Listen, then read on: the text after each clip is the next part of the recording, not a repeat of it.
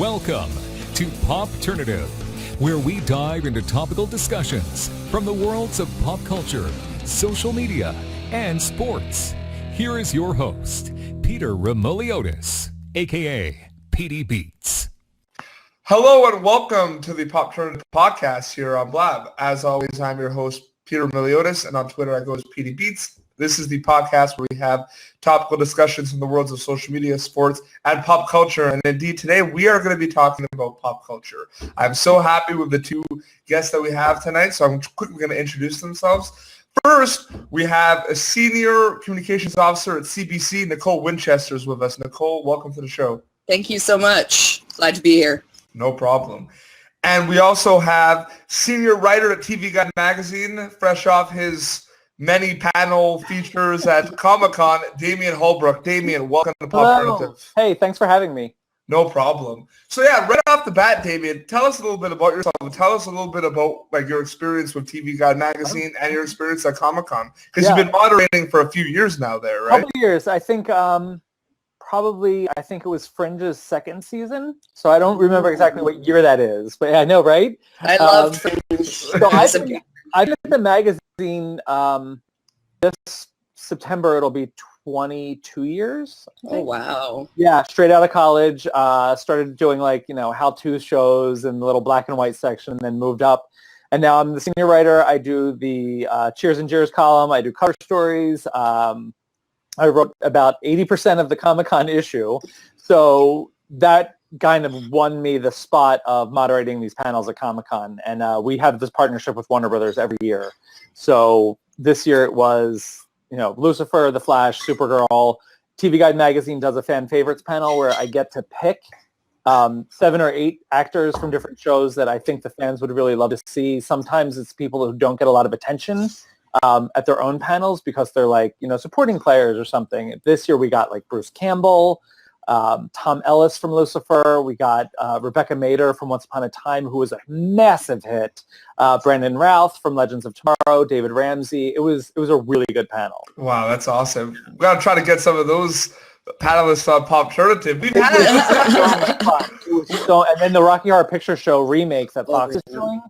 Yeah. That panel, the audience actually got up and did the time warp in the crowd. Yeah. They were yelling back to the screen. They were acting like they were at a midnight showing, and it was so kind of just, I have no skin in that game, but it was really inspiring to see the audience taking to this remake because that's kind of sacred ground. Oh, no, absolutely. And I saw a couple of tweets. Victoria Justice is in that, right? She was phenomenal. Yeah. Phenomenal. This Nickelodeon kid. So good. Yeah, I heard of that. That's what I heard the most about, how good she was. Yeah. Yeah.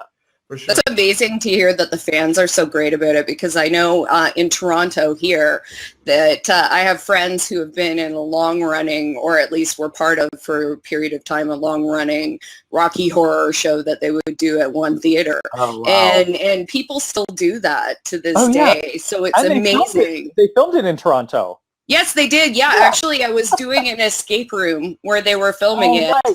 And so we were there and we saw the trucks and we saw everything. And I was like, where's Laverne? Where's Laverne? Right? Yeah. Because I was grabbing my husband. I'm like, I need to find her.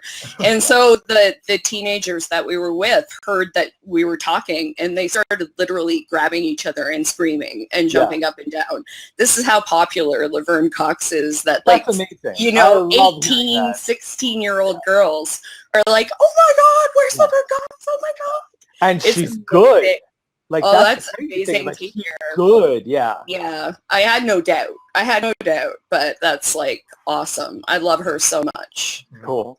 It's I keep Damien, I've been following you on Twitter almost for a couple of weeks now, and you just keep me up to date with everything Comic-Con, everything TV. And if I want hot takes on shows, yeah, your DMs are the perfect place to go. So. Oh, right. You slide right into my DMs how this show. I'm like, it's not so great. I was getting into vinyl. I know you gave perfect justifications about why it got canned, but I was getting into it. Well, I love HBO is actually doing right by people right now. They got rid of vinyl. They just canceled Project Greenlight again because it's a non-starter. Nobody was watching it, and they weren't creating films that people saw. Mm-hmm. And they were doing some awkward things on that show as well that were not getting the press that you want for that sort of show. The pilot, in my opinion, missed the boat. Like the first episode of it missed the boat. 2-3 episodes in, I watched it with my dad. Then we were like, "Okay, that's getting pretty good now." But like the first episode. But if you can't get people with a pilot, yeah.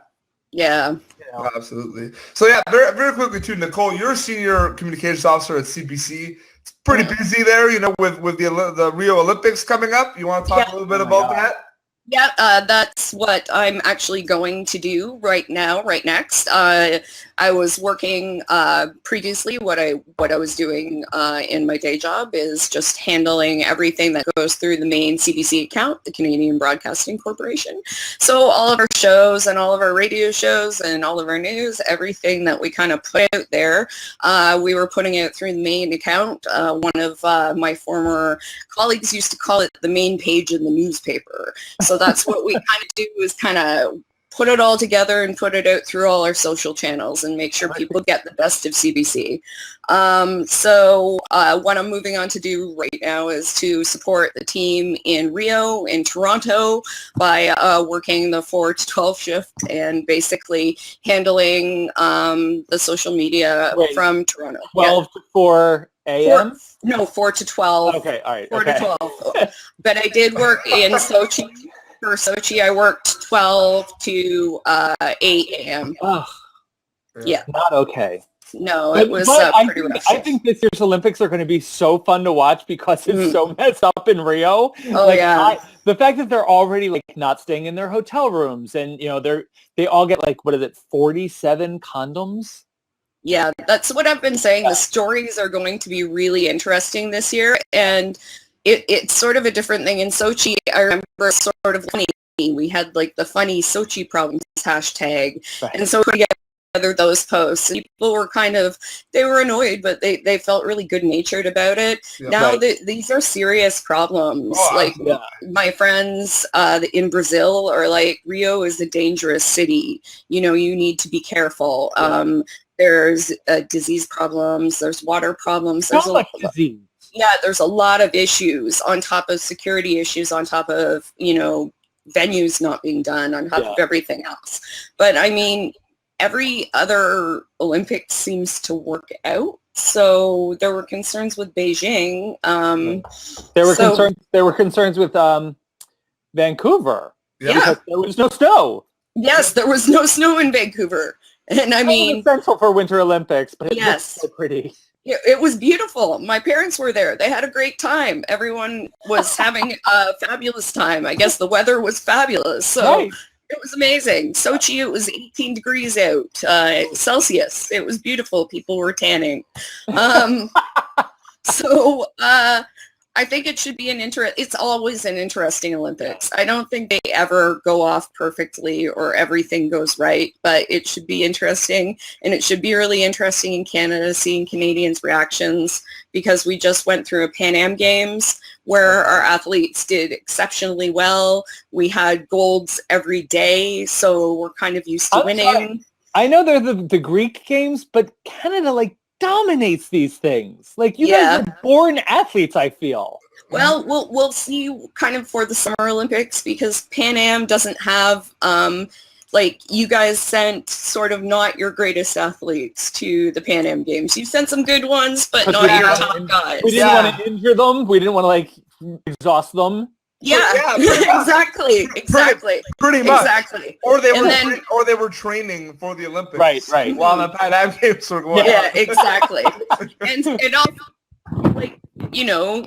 there's not China, there's not Germany, there's none of these powerhouses as well in Pan Am, because it's North America, South America. Mm-hmm. But you still have Brazil, but even Brazil was keeping some of their people back for Rio, right? So we did really well. So it's going to be interesting to see how the Canadian public reacts to us not doing as well, since they're kind of primed for victory now, I feel like. So Yeah, so many, like right off the bat, like, you know, Olympics, Comic-Con, so many big events we're talking Oh my about. God. Oh, yeah, for sure. This is like, it's, you know, this summer is Comic-Con straight into the Olympics, and then you go right into fall preview, like all the new TV shows. So it's like, there's no break. I'm not even taking a summer vacation this year. Mm-hmm. No, How would there be Sunday. time? Yeah, I leave on Sunday for the Television Critics Association press tour for 2 weeks in Beverly Hills. So it's that, and that's nonstop. I mean, they started today with Netflix. Yeah. Speaking of Netflix. Perfect segue. Oh, yes. Okay. Stranger Things. Okay. I have 2 episodes left, so. Oh! I know. I had to go to Comic-Con. There you go. And he's got TCAs next. There you go. Oh, no. Tonight, after, like, Obama speaks at the Democratic National Convention, I'm watching another mainlining through. Very quickly, before we get into, like, the social media specific questions, what do you think so far? That's some good TV, eh, Damien? Oh, God, I love it. I like, it took me 3 episodes to even get an idea of what the hell was going on. And then once she's, like, talking to the Christmas lights, I was like, I'm here for this. I get this. Scary. By the 6th episode, which is where I've stopped, I'm so invested in these characters. I love that Barb became this like super important character. Yeah. No, it's and it pays homage to everything. Some of my favorite movies of all time. Like a movie, so E.T. is one of my favorite movies of all time. But another movie that's one of my favorite of all time that's kind of like a teenage version of E.T. is Super 8.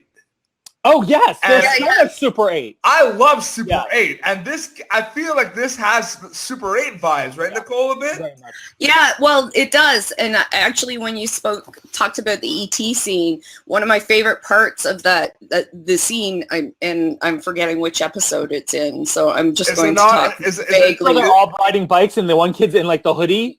Yeah, well, yeah, they're all riding bikes. I think I'm going to talk about it vaguely just in case. Yeah. But it's an ET scene that's very reminiscent of when they're running away and everything, and how they flip it around so it's not at all like ET. You're like, oh, this is going to happen, and then something totally different happens. You're like, oh man.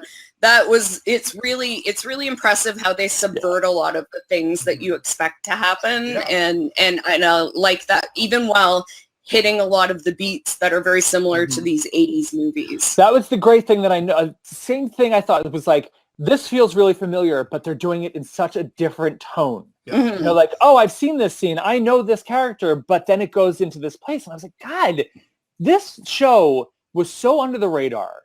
Mm-hmm. Nobody was talking about it before. It's the definition of under the radar. Yeah. It just like appeared and we were like, oh, we saw a trailer for it. Oh, Winona Ryder's working again. And then you're like, this was incredible. But sorry, continue, Nicole.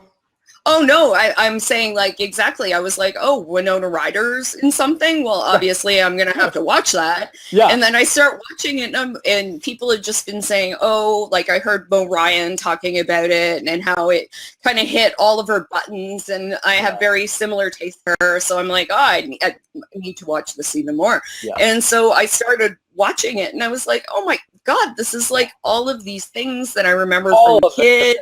And I mean, I was looking back and I was like in grade 3 then. And so I'm like, oh, I'm even like sort of the same age as these people. It's like crazy. So. And that's perfect to segue to my first question. And so last week on the show, we talked about Pokemon Go, and we were talking about how we were talking about it specifically in social media, but I linked it to Stranger Things a little bit, this concept of nostalgia. And what I find really interesting is social media has become a place where nostalgia is fostered, harnessed, and promoted. Oh my God. So I feel like without social media, we wouldn't have seen so much effort around the Fuller House reboot and Saved by the Bell skits that we've seen on so many things. Like all of a sudden, you've got like 20-year-olds who are like, oh, you know, Boy Meets World was awesome. It actually wasn't. It was a terrible show. But because 20-year-olds on Twitter are like, this is bad, you know, everyone wants to see it again. So you mentioned Fuller House, so I have to bring it up. But like, basically, what was his name? Yeah. So the person did you watch all of Fuller House? No. No, I didn't even Okay, try. well- I hated that show so Yeah, it much. wasn't that good, but My brother used to watch it all the time, and I was Try to like, get better no, light. the third panelist that was supposed to be on with us tonight, but he never got back to me, was someone who had like a quick cameo as Hank the Plumber wow. in Fuller House. Oh my god! So yeah, that's why. Wait, sorry. who is Hank the Plumber? Well, yeah, you didn't watch the show, so it was just like this guy who was just like Just an actor. flirting, yeah, with Kimmy Gibbler. His name's Chris Rubius. He's like a comedian, Okay. Oh, cool. but he just played like Hank the Plumber. Hilarious. It was just like it was like a 5-minute role. Like it's on his Twitter bio and everything. But Why not, right? I got like 8 episodes in, and it was really like, I think it was snowing or something. It was kind of crappy out or something, and we just stayed in one night and watched a bunch of episodes, and yeah. I never felt like I needed to see it all the way through because there was no point where I'm like, I need to see how this ends. Well, a lot of people seem to watch it because it got renewed pretty quick. Yeah. Oh yeah. Like, Well, really quick. I mean, it's interesting that we noticed even like just doing stuff at CBC when we go back to stuff that people really loved as kids. Like we're like doing posts about Mr. Dress Up, which was a kid show. Great See, show. you know, or throwbacks to all those things under the umbrella tree, anything like that. So People good. just love those. They go crazy and they reshare them and talk about them all the time. Were you guys the ones that had 15? Was that a Canadian production? 15 or 16? Was it 16? The It was 15, wasn't it? was it like the cartoon where the kids were at the mall? No, it was a live action teen soap. I don't know. I don't know. We had a lot of them. We had a It lot. It wasn't like the one with Kristen Crook. We had to. Okay, I This remember was that. more. One. It looked like a Saved by the Bell, but it was a drama. Okay, we've had a lot. We had Degrassi. We had Love Degrassi. we had Yeah. Breaker High, which Love Breaker High. Ryan Gosling and we. And what was the one with Kristen Crook? Edgewood? Oh God, Edgewood. Yeah. Is it Edgewood? Edgewood. Okay, yeah. Yeah. But you look at shows like Damien, you mentioned Saved by the Bell. You look at what Jimmy Fallon does on his social media, Right. having the Saved by the Bell cast reunion. That stuff becomes like timeless, and people go nuts about it. Because it's so. Is it the access? I think it's the nostalgia, it's the access, it's the joke. Because they were clowning on themselves. They were clowning on how bad the show was. Yeah. So, and also like anyone, I think if you love a show, even if you remember it fondly, despite it being bad, and you see that cast back together, that's a big deal. Yeah. Like One Tree Hill, which was always like the redheaded stepchild in 90210 and all the teen dramas, but was so good. They just had a cast reunion convention down in North Carolina this weekend. And that's, people love that stuff. I mean, just today, Netflix, again, announces the premiere date of the new Gilmore Girls revival. They brought out the cast. You see that stuff, and people want to see it. They lost their mind. That's why God. it was trending for a while. Oh, yeah. Yeah. And they released the trailer, and, suddenly every person in the world was remembering how much they loved that show. I am actually just catching up on it because that came out, I was at the magazine already, and it came out at a time where I was covering so many of the WB shows. I had Buffy, Dawson, Seventh Heaven, because it was an Aaron Spelling show, Savannah, like Charmed, Felicity, all those shows. So when Gilmore Girls came around, I was like, I can't do another, I have to, I have enough. Yeah. And then I saw it, and I thought it was cute, but I handled that show, Ed, with Tom Cavanaugh. Ed, oh my God. Right? And it was another, everyone spoke really fast. It was set in a charming little town where everyone knew each other, and they always had, town dances and, events in the square, and it was super cute. And I was like, all right, I can't take another small town dramedy where everyone is adorable. So I bypassed Gilmore Girls, and because of it being, available for streaming now, I've been catching up. Mm-hmm. I'm still struggling with the whole Dean, was it Dean and Jess of it all. Like, do we love Dean? Do we love Jess? I don't know. I really like Jared Padalecki, but Milo Ventimiglia is really great. So I'm invested now in my late 40s. And you have social media. You have social media essentially to thank for that. Oh, totally. Because people were talking about it. I got caught up in like the whole conversation. And then you also have access to these actors now who are weighing in. Like I guess they all appeared together at the Austin Television Festival, which was another, like, people lost their mind over it, but they talked about like who was Team Jess, who was Team Dean, and you get kind of just caught up in it, especially now because there's so much crap going on in the real world. Yeah.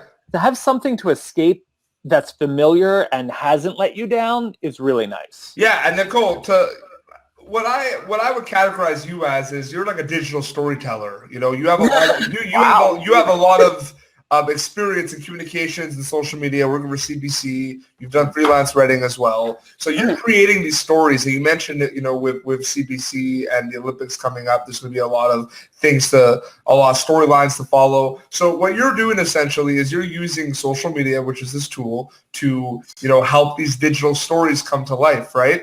And what Damien mentioned about, you know, Gilmore Girls and, you know, a lot of things happening in the world, kind of this escape, you know what I mean? Mm-hmm. You're in a situation where you are, like myself, you know, I consider myself, you know, digital storyteller, Damien as well, you know, TV Guide Magazine. We're, you know, creating this almost altered universe where, you know, people can talk about these things. Right. These are like online communities on social media where they're not going to be closed. It's a nonstop evolution. Social media is changing all the time. What do you think, Nicole, about that with your past experiences? Because I know you've had a lot of experience in social media and writing and all that.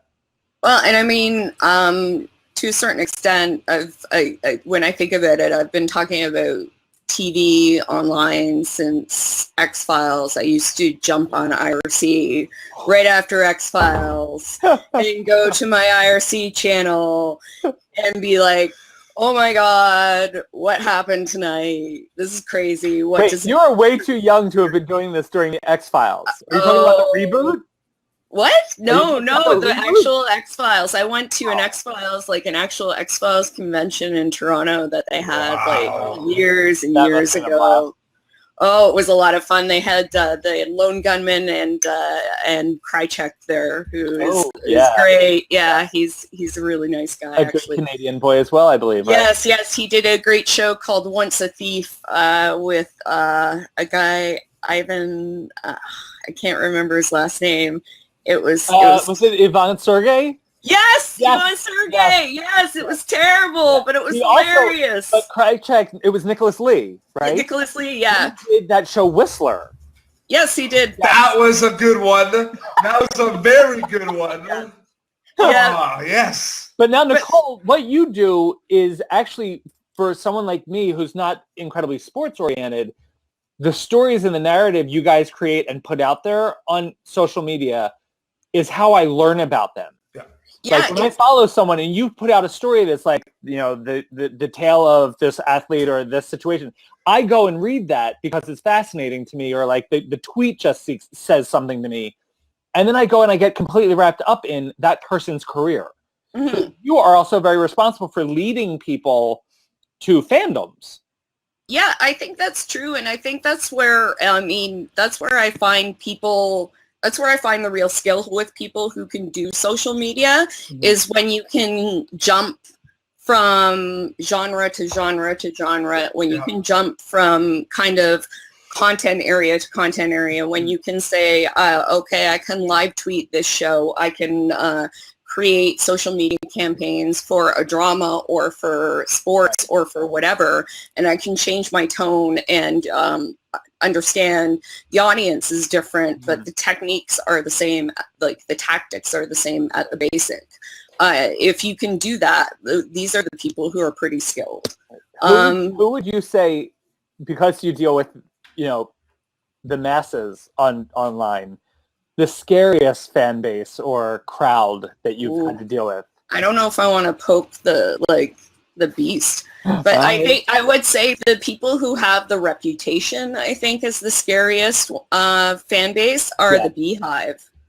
Oh my God, they're like another level. Yeah, I know. They're Like a you whole just other can't. level. Yeah, you just can't poke the beehive because Yeah. the beehive will come for you. Like if you say something about Beyonce, it is over. Is not okay. But actually, your whole thing about escapism is really interesting because I do a lot of RPG. I do role-playing games. Writing, which is also part of Stranger Things to some extent. Yeah. It's Yeah. very influenced by D&D. I love that the teacher immediately was like, "Of course, I know what the Shadow Realm is." Isn't You know? the teacher Right? is the I best? love that. Yeah, I know, The right? teacher is my favorite character. Yeah. But I do a lot of live action role playing too, to a certain extent. And I see more and more people going for these huge kind of what we call blockbuster LARPs, which are things like called College of Wizardry, if you look for it, or New World Magischola in the States, which is where you go and you play like a wizard in Wizard College for a weekend. Wow. And that's all you do. It's like a You fantasy baseball camp. Exactly, like fantasy baseball camp Wow. or rock camp, except Yeah. it's like wizard camp, right? And so That's cool. people are more and more interested in doing these and doing things like fantasy baseball camp Mhm. or rock star camp or whatever. And I think people want to really escape all the bad stuff that you're talking about. And getting into fandom is part of that. Whether it means like writing Bucky, Steve fanfic, or, whatever it is, like whatever little part of it is that you really get deep into, it really kind of is therapeutic to some extent. I completely agree because, I deal with the TV show fandoms for the most part, and they can be very scary. I know. Yeah. And during this election process, like I've done some live tweeting of the conventions and things like that. And you just don't want to invite political stuff into your feed. It just gets too acrimonious. But at Comic-Con, I saw so many signs of that community, that people escaping and finding that community in the fandoms. These people sometimes won't see each other at all until they get to San Diego. They'll be from different areas of the country, different countries, but they get together once a year and they're like family. And it's really a beautiful thing to see because it is. When you get them offline and out of Twitter and away from their computers, they're people seeking connections. And I feel like TV can facilitate that. Social media can definitely facilitate it, but it can also have a really dark side to it. I like the use of the word facilitate. Mm-hmm. Oh, thank you.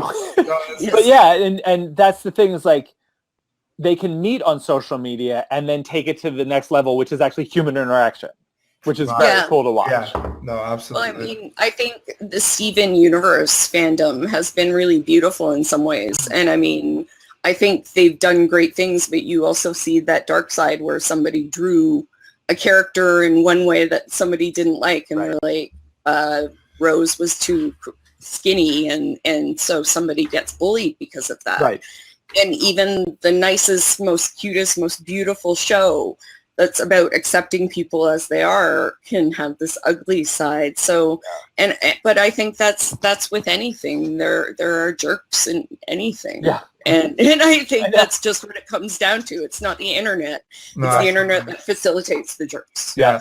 To use your word. So we're gonna wrap up soon, but one quick topic I wanted to talk about as well. So I know for a fact Damien is a big fan of The Bachelorette. Oh my God, yeah. Kind of how we connected because you were live tweeting. So have you been watching all the, like, not just this season? I have watched The Bachelor since day one. Okay, so we have had 2 contestants from season 11 on Popternative. JJ. So you have to tell me which. Oh, JJ Lane. We've had JJ Lane on. JJ Lane's a good buddy of mine. Oh, good. Okay, And- he did a great turnaround because he sucked on The Bachelor or The Bachelor, but then he went to Bachelor in Paradise, and we all fell in love with him. I'm just laughing because I'm Editing.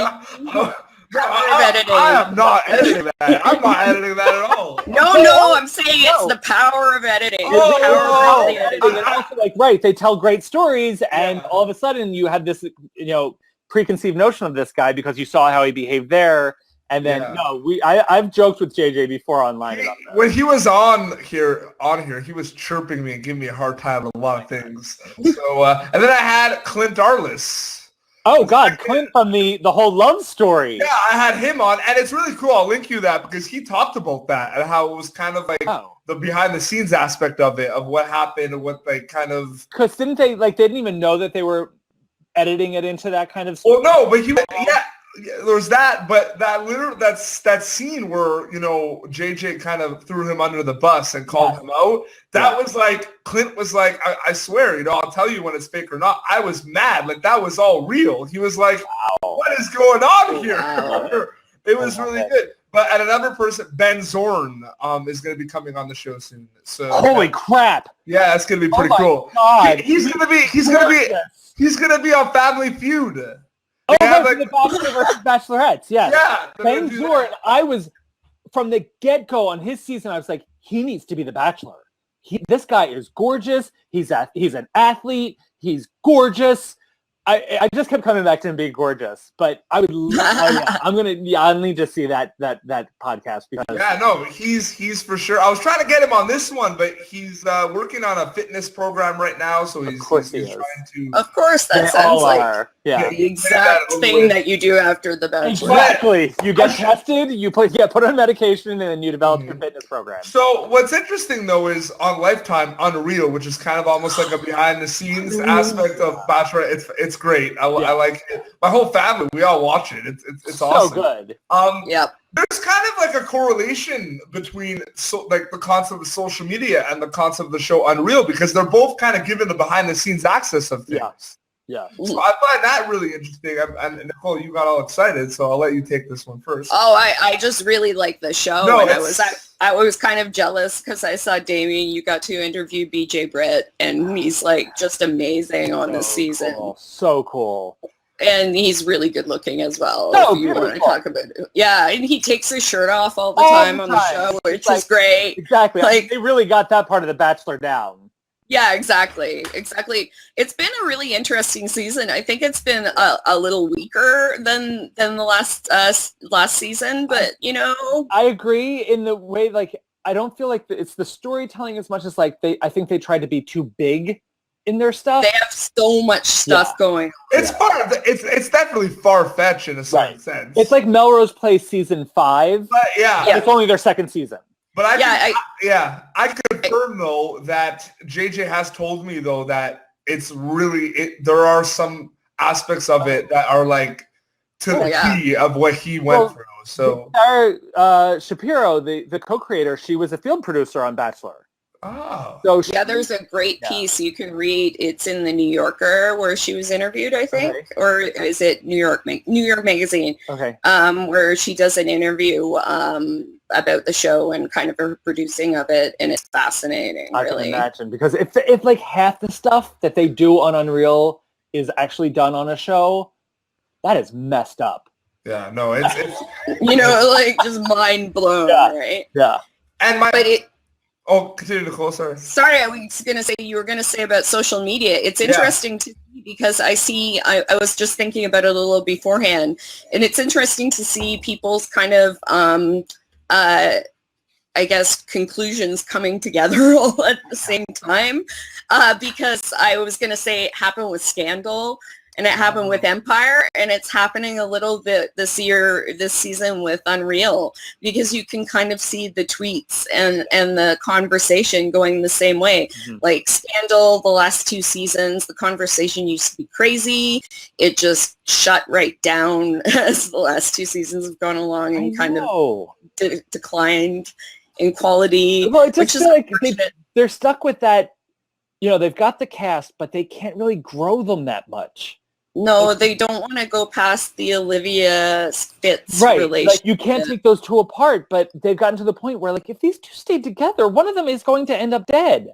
They're just horrible, and they're all horrible people. They're all just horrible people. Like literally my husband won't watch this show. He just hates everyone on it. At least with that, it was like the decline of these characters where it's like how to Get Away with Murder. They all started out as awful people.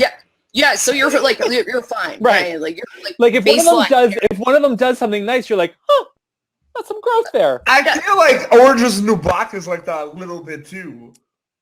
it had some issues a little bit. Yeah, like how long can this woman? I mean, she's already been in prison longer than the actual person was. Yeah. So it's Yes, like, true. all right, she didn't have it that hard. She was there for like 9 months or something. Yeah. No, there was Exactly. for sure. So we're gonna unfortunately have to wrap this up. This has been amazing discussions. I just want to thank Nicole and Damien for coming on. Damien, I appreciate you coming on. We're definitely gonna if you want to come back, we really want to have you. But only if Nicole's on, because she's Whoa, damn. thank Well, you. what I'm going to try to do is because I was like, it wasn't working out for the third. Usually we have 3 guests on, and I was trying to get Will DeVry back on the show. He was on General Hospital, and amazing. yeah. I used to love General Hospital. He was on Nikita, which Wait, is is another he pretty not good show. on General Hospital anymore? No, he I is. was Sorry. on Nikita. I was on Nikita. You were on Nikita? Nikita? I was on Nikita. I was an extra on Nikita. I was an extra on Fringe. Oh my god! I would love to be an extra on Fringe. I saw The Expanse filming today, and I was like, I have the haircut. Wait, okay, so did you see Thomas Shane? No, Okay, I didn't. Saw him at Comic-Con. So skinny. Really? So skinny. Like, Weird. so much thinner than I thought he would be at this point. Yeah. Like, I'm sorry. We're trying to wrap up. oh, sorry, yeah, sorry. Wrap up, and we're like, blah, blah, blah. But this is the best thing about Popternative. After the show, you're both going to follow each other on Twitter. And Exactly. you're friends. Like, so I love that. it's perfect. But Damien, anything you want to say, closing remarks, anything you want to plug in? I appreciate you coming on, man. Sure, definitely. Pick up the new TV guide. I forget who's on our cover. So are you might be ready for, Olympics? is it the physical copy or is it the electronic or is it both? So I write for TV Guide Magazine, the print edition, and then Okay. TVinsider.com, which is our website. And Perfect. starting Sunday, you'll be seeing a lot of coverage coming out of Television Critics Association in Los Angeles while I'm there. Are you going to the Emmys? No. That's that'll be right in September. Yeah. Is it? Yeah. So I'll be back just getting through Comic-Con or fall preview stuff, dealing with the new fall season. I might be out there. We have a producer's dinner, but I hate wearing tuxedos. You have to keep me in the loop of like the kind of the shows that are falling under the radar that are I like definitely will. Pete, I saw this show. No one's talking about it. Watch The Exorcist, definitely. Oh, really? Shockingly good. Like, Wow. shockingly good. Okay, Yeah. you heard it here first on Popternative. Like, so. because people should be concerned that it's a remake of The Sacred Ground. They really did a good job. Really Great. good job. Excellent. What network's that going to be on? That'll be Fox. Fox? Okay, Yeah. perfect. Ooh, good Nicole, for Fox. thanks a lot for coming on. I really appreciate No problem. you.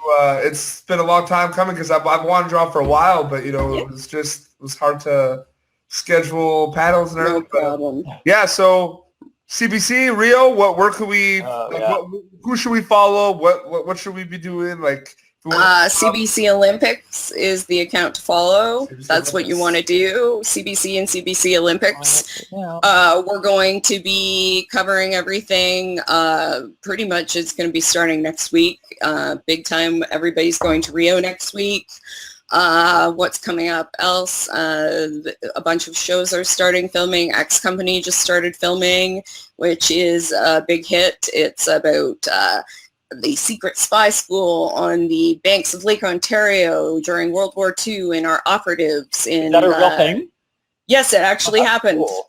Which I wrote a RPG piece about for Fate, something called Fate Codex. And I have another piece out that is based on the Americans called The Illegals, where you can play both the FBI agents looking for the undercover KGB spies and the KGB spies hiding from them. Nice. Yes, it's very fun. So you play against yourself in I'm this following you role-playing. right now.